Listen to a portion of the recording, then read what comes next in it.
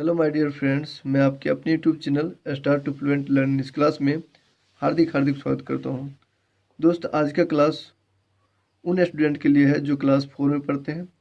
और मैं क्लास 4 में पढ़ने वाले स्टूडेंट से बता दूं कि आज तक और अभी तक हम लोगों ने 6 लेसन तक के चैप्टर्स को अच्छी तरह से ट्रांसलेट इनटू हिंदी चैप्टर्स का और चैप्टर्स का क्वेश्चन आंसर अच्छी तरह से आसानी पूर्वक देख चुके हैं। और इसको मैंने बहुत ही अच्छी ढंग से बताया है। और अगर आपने उस वीडियो को नहीं देखे हैं तो ज़रूर मेरे प्लेलिस्ट में से जा कर के देख लें।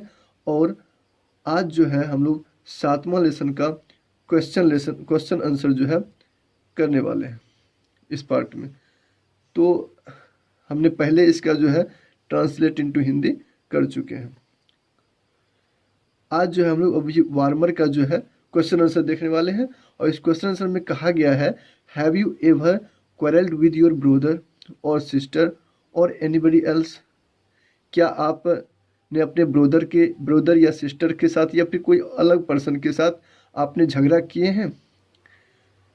What was the cause of the quarrel? और झगड़ा का कारण क्या था? Tell it to the whole class. आप जो है इस बात को पूरे क्लास के सामने बताएं, पूरे क्लास में कहें। तो इस प्रकार से जो हम लोग आपस में कुछ ना कुछ हो ही जाते, भाई के या किसी के साथ भी और किसी पर्सन के साथ, तो उन सारी बातों को जो है यहाँ पर हम रखेंगे।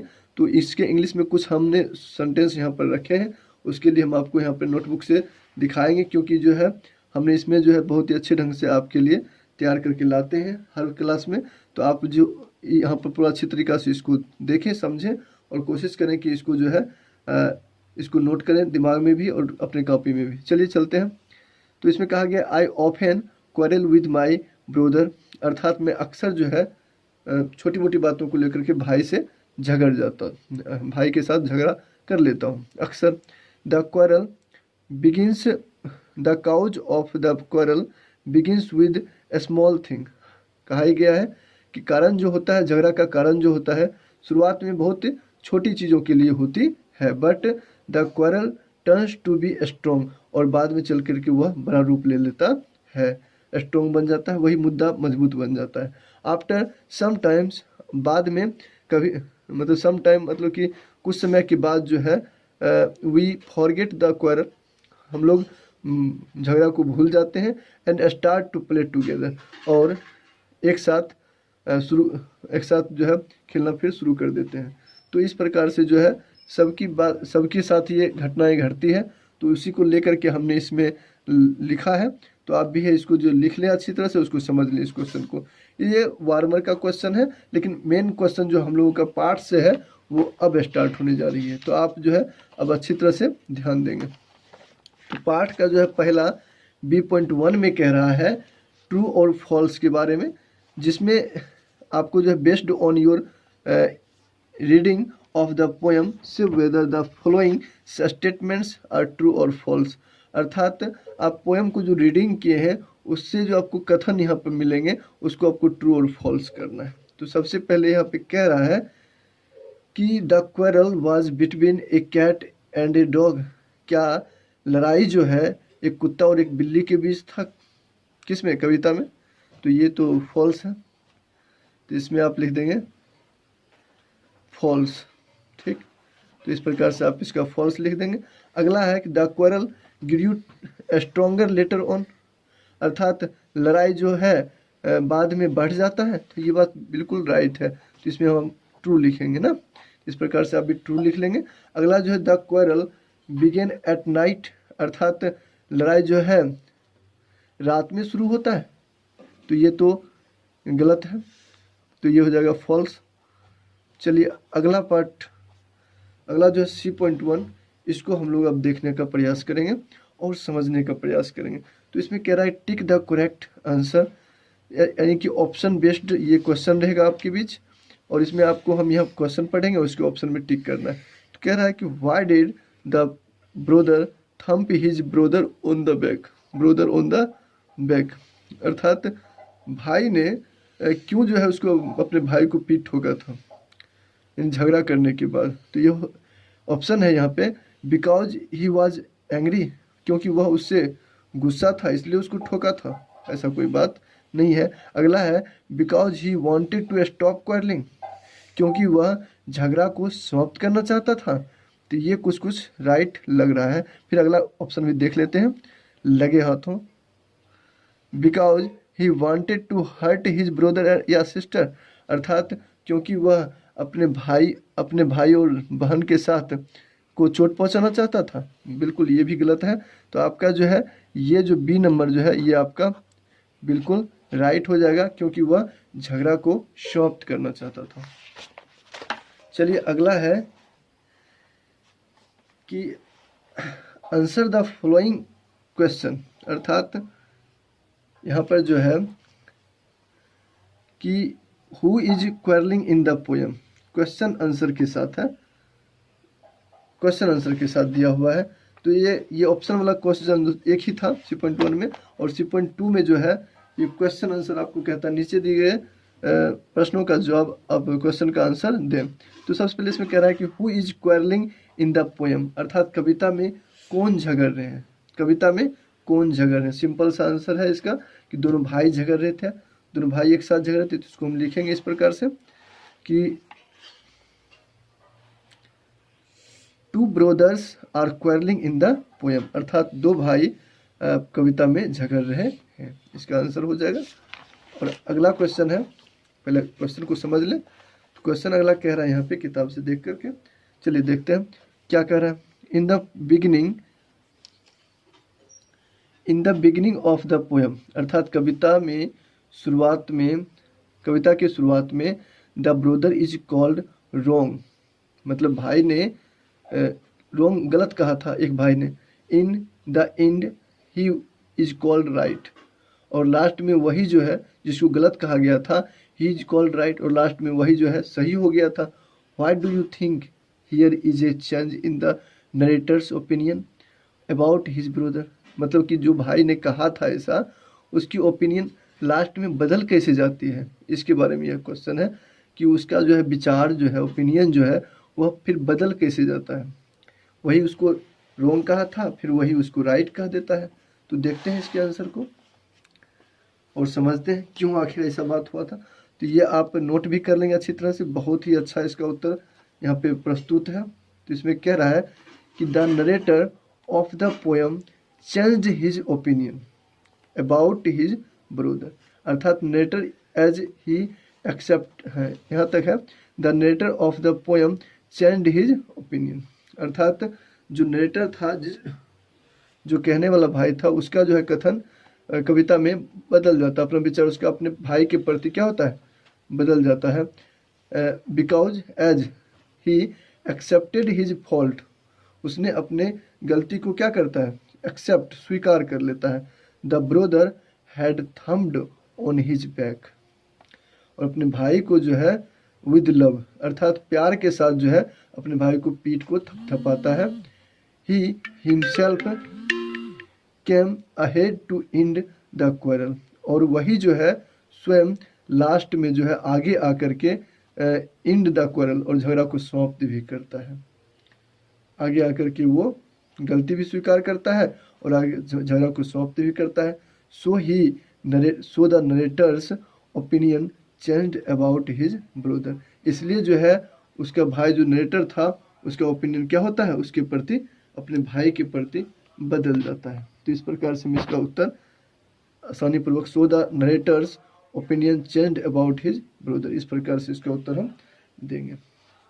आगे जो है क्वेश्चन को देखते हैं। तो आगे कह रहा है यहाँ पे वर्ड्स द अपोजिट मीनिंग्स, अर्थात he said he was right I knew he was wrong, अर्थात राइट का यहाँ पर देख रहे हैं, रोंग अपोजिट वर्ड है। तो the words right and wrong have opposite meanings, अर्थात right opposite of the following words choose the from the words in the help box, अर्थात इस हेल्प बॉक्स की सहायता से जो है आपको इसे दिए गए वर्ड का जो है अपोजिट वर्ड्स लिखना है। तो सबसे पहले हम देखते हैं स्ट्रॉन्ग लिखा हुआ है, और स्ट्रॉन्ग का हम पहले इस हेल्प बॉक्स में जाएंगे और देखेंगे कि स्ट्रॉन्ग का क्या होना चाहिए अपोजिट वर्ड्स। तो तो इसका अपोजिट वर्ड्स आपको यहाँ पे वीक नज़र आ रहा होगा, तो ये वीक हो जाएगा। तो यहाँ वीक को जो है राइट कर लेंगे, लिख लेंगे। और अगला है हैट। हैट का क्या होना चाहिए? तो हैट का यहाँ पर लव अर्थात नफरत करना, अर्थात यहाँ पर लव हो जाएगा। अगला है आउट। आउट का क्या होना चाहिए? तो आउट का यहाँ पे आपका इन हो जाएगा। आउट मतलब बाहर और इन मतलब अंदर। नाइट, देख रहे हैं, नाइट का जो है डे हो जाएगा, डे। अगला जो है हैप्पी। हैप्पी का क्या होना चाहिए? तो हैप्पी का यहाँ पे आप देख पा रहे हैं कि यहाँ पे सैड है लिखा हुआ, तो ये सैड आप लिख लेंगे। अगला है फेल। फेल यानी परीक्षा में फेल करना, फेल का स्पेलिंग लिखा हुआ है, तो फेल का मतलब यहाँ पे पास हो जाएगा, तो PASS पास। अगला जो है फॉल, इसको हम पढ़ते हैं फॉल, भर्ब है ये। फॉल मतलब होता है गिरना, तो राइज मतलब क्या हो जाएगा? उठना, तो यहाँ पर आप राइज नोट कर लेंगे।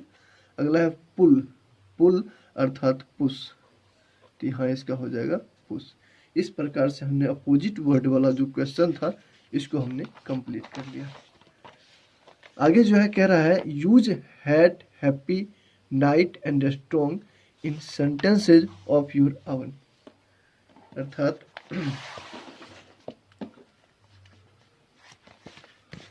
ठीक। चलिए तो देखते हैं आगे इस क्वेश्चन को। तो कह रहा है कि use had, happy, night and strong in sentences of your oven, अर्थात इसमें आपको जो हैप्पी, हैड, नाइट, स्ट्रॉन्ग जैसे शब्द के लिए एक एक वाक्य देना है। तो हैड पर जो हमने वाक्य दिया है यहाँ पे नोट कर दिया, जिससे कि समय की बचत हो और आपकी पूरा अध्याय जो सॉल्यूशन मिले। चलिए इसमें हैड का जो है डोंट हैट द पुअर, अर्थात गरीबों से नफरत मत करो, तो ये सेंटेंस हो जाएगा। अगला है हैप्पी। हैप्पी का जो लिखा हुआ I became happy with my good result, अर्थात मैं अपने अच्छे रिजल्ट से काफ़ी खुश हुए, अच्छे रिजल्ट के साथ खुश हुए। तो इस प्रकार से हैप्पी का जो है आप यहाँ पे सेंटेंस लिख लेंगे। नाइट का सेंटेंस भी लिखा हुआ है winter nights are very cold, अर्थात जो जाड़ा की रातें होती है वो क्या होती है? ठंड की जो रातें होती है काफ़ी कोल्ड होती है, ठंड, तो इस प्रकार से ठंडी होती है। स्ट्रॉन्ग हो जाएगा I want to become a strong person, मैं काफ़ी मजबूत व्यक्ति बनना चाहता हूँ, या मैं काफ़ी, हाँ वही बात हो जाता है इसका मीनिंग। चलिए इस प्रकार से स्ट्रॉन्ग का भी आप लिख लेंगे। अगला जो है D.3 में कह रहा है words that start with letter Q, अर्थात लेटर Q से जितने भी वर्ड बनने वाले हैं उसको आपको कहता है लिखने के लिए। और इसमें एक बात और कहता है the word quarrel starts with a letter Q, right 6 words that start with Q, what is the second letter in all this words, अर्थात उसके सेकेंड अक्षर में क्या पढ़ने वाले हैं सेम लेटर, उसको भी आप बताएं। तो इसमें हम जो है कुछ सेंटेंस को यहाँ पर लिया गया है, तो उसको हम लिखते हैं और आप भी यहाँ पे समझने का प्रयास करेंगे। QUACK ये पहला वर्ड हो जाएगा। अगला लिख लेंगे आप QUAIL, ये भी एक वर्ड है। और अगला हो जाएगा QUALIFIED क्वालिफाइड। अगला जो है QUALIFY क्वालिफाई। हम लोग इस वर्ड को इसलिए ले रहे हैं क्योंकि इसके सेकेंड लेटर जो है यू पढ़ रहा है सारे में, तो इस प्रकार से इसमें कहा भी गया कि सेकेंड लेटर जो है सेम लेटर पढ़े, तो ऐसा आप वर्ड लीजिए। तो अगला जैसे यहाँ पर लिखा हुआ है QUALITY क्वालिटी, इसमें भी यू है। और अगला जो है एक और वर्ड है QUANTITY क्वांटिटी, इसमें भी आप देख सकते हैं यू सेकेंड लेटर है। तो इस प्रकार से जो है इसका D.3 का जो वर्ड्स वाला क्वेश्चन था वर्ड्स इंक्रीजिंग के लिए, तो ये खत्म होता है। हम लोग देखते हैं अब E.1 में, बहुत ही सिंपल पार्ट है, इसको भी हम लोग क्लियर कर देते हैं। Fill in the blanks suitable of preposition choosing them for the helping box, अर्थात इसमें जो है आपको हेल्पिंग बॉक्स की सहायता से जो प्रीपोजिशंस मिलने वाले, प्रीपोजिशन का मतलब होता है संबंधवाचक ना, तो ये प्रीपोजिशन, ठीक है, तो इसको आपको यहाँ पे भरना है। तो ये जो है संबंध जोड़ने का काम करता है। जैसे कि यहाँ पे हो गया I play dash my brother, अव्यय है ये, संबंध बोधक अव्यय, तो ये हो जाएगा I play dash my brother. तो आई प्ले के साथ जो है आप यहाँ पर हेल्पिंग बॉक्स में खुद ढूंढ सकते हैं कि इसमें हम क्या भरें। तो इसके साथ जो सेटेबल होगा तो ऑन नहीं होगा, फ्रॉम, अंडर, तो ये आपका यहाँ पे विद जो है यहाँ पे आप लिख सकते हैं WITH विद। जैसे कि मैं अपने भाई के साथ खेलता हूँ तो ये हो जाएगा she is going dash market, she is going to market. Munna lives in a village, Munna lives in a village, Munna एक गांव में रहता है, गांव में रहता है, ठीक। Put the book on the table, ये आपका इन पहला हो गया। अब फिर आप देख सकते हैं यहाँ पे ऑन है तो ये आप ऑन भर लेंगे। Radha is coming, Radha is coming, तो इसमें से क्या हो जाएगा, Radha is coming from, from मतलब से, अर्थात FROM, फ्रॉम, दिल्ली से आती है। तो अगला हो जाएगा ए काउ इज सिटिंग, तो इसमें तो दिख ही रहा है, अंडर हो जाएगा UNDER, under the tree. Who is dash the door, who is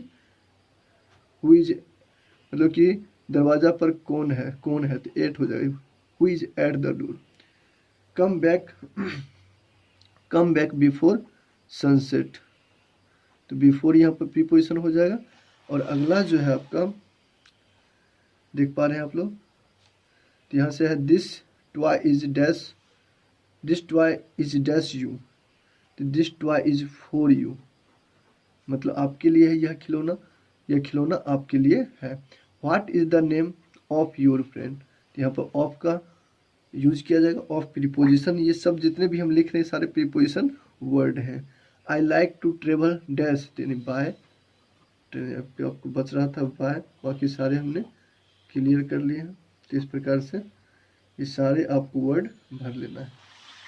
चलिए देख पा रहे होंगे सारे हमने हेल्पिंग बॉक्स की सहायता से सारे वर्ड को जो है भर लिए। अगला है जो अब F.1, इसका लास्ट हम लोग अब चलेंगे। तो इसमें कह रहा है ये जो है लेट्स टॉक एंड राइट, ये तो बात करके लिखने के लिए है। और अगला जो इस सिर्फ क्वेश्चन को एक बार देख लेते हैं, इसमें कुछ बात है नहीं। Why do you think the children in the poem are quarrelling, अर्थात कविता में बच्चे क्यों झगड़ रहे हैं, सोच कर लिख। Do you pick up quarrel with your brother और सिस्टर, आप अपने भाई बहन के साथ जो है झगड़ा करते हैं, तो इसके बारे में कहता लिखने के लिए उसे आप अपने से इसको सेंटेंस बनाकर लिख सकते हैं। हैव ए ब्रदर और sister talk about fight with, मतलब कि अपने भाई के साथ जो लड़ाई करते हैं तो उसके बीच जो टॉकिंग होती है उस चीज़ को कहता है लिखने के लिए। तो ये जो है आपके पाठ पुस्तक में खुद से ये स्वयं से करने वाली चीज़ें हैं, तो आप स्वयं से करेंगे, लेकिन जो स्वयं से नहीं है उसको हम करवाते हैं। तो अगला F.2 जो है ये आपके लिए हम करवा रहे हैं, और इसे आप निश्चित रूप से देखेंगे, ये लगभग लास्ट जो है आपका पॉइंट होगा। चलिए लास्ट ही है तो इसको हम लोग क्लियर कर ही लेते हैं।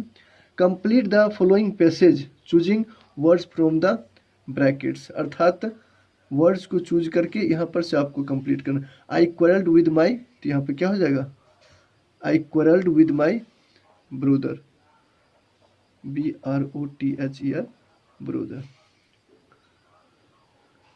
We quarrelled for a long time या शॉर्ट टाइम, तो हो जाएगा शॉर्ट टाइम, शॉर्ट टाइम, तो यहाँ पर आप इसको नोट कर देंगे।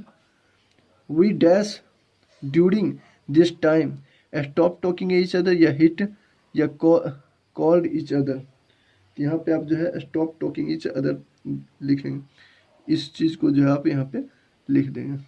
तो इसको आप लिख लेंगे stopped talking to each other. चलिए अगला जो है my dash said sorry, my dash said sorry brother sister या friend we started playing together again, started playing together again. तो शुरुआत में जो कहता है खेलने के दौरान कौन सॉरी, मतलब जब कोई झगड़ा करता है तो शुरुआत में कौन सॉरी कहता है, तो जिससे हम झगड़ा करते हैं यानी ब्रोदर हो जाएगा। यहाँ पे ब्रोदर ऑप्शन में आप टिक लगा देंगे। तो इस प्रकार से हमारा यह लेसन जो है यहाँ पर इंड होता है। और हम लोगों ने बहुत ही अच्छी तरह से जो भी यहाँ तक विद्यार्थी आए हैं और ये अच्छा तरीका से जो है आप नोट कर लेंगे और इसको जो है कंप्लीट याद भी कर लेंगे। और इस प्रकार से हम लोग अगले लेसन में जो है बेहतर ढंग से प्रयास इसी प्रकार से करते करते पूरा किताब को इंड करेंगे। और आप जो है बने रहें और पूरा तैयारी भी अच्छी तरह से कर लें और आगे भी इसको प्रमोट करते हैं। बहुत ही अच्छी बात है। चलिए इसी के साथ हम अपनी वाणी को बेंड अप करते हैं। So thank you very much, all the best, have a nice day.